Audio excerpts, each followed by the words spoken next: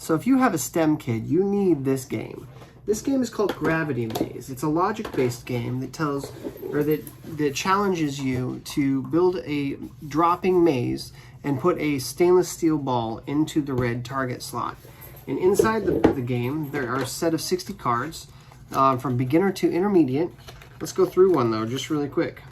So this is a beginner card, and here's how you play, basically. You set up the board, how the card tells you to set up the board, and pay special attention to the fact that there's dots, because the dots will tell you how to align the two pieces, right? And then it will tell you that there are 2 additional pieces that you have to add. So the puzzle is that it gives you these 2, and you have to figure out how to add a purple and a gray piece and make the ball go from here to here. So let's do that really quick and just check it out and see how it's all done. I'm gonna point this down here so you can kind of see. This is the purple one and this is the gray one. It's gonna start here and go this way. So I'm gonna go ahead and just continue that and put the purple one like this. And then the gray one also does something similar to that. So this is, like I said, a beginner one.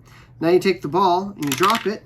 The ball ended up in the target, and that means that you won the game. So it's a very stimulating mind game for logic and reason, so that you can help build good logic and IQ with your kids. And it's a wonderful game, and they get more advanced. They get pretty difficult actually when you start getting to the expert levels. Super fun game to play, especially if you have younger kids that are learning about things, gravity, logic, and that kind of stuff. So if you're looking for a fun game to play with your kids, my kid can't get enough of it. So that's my review.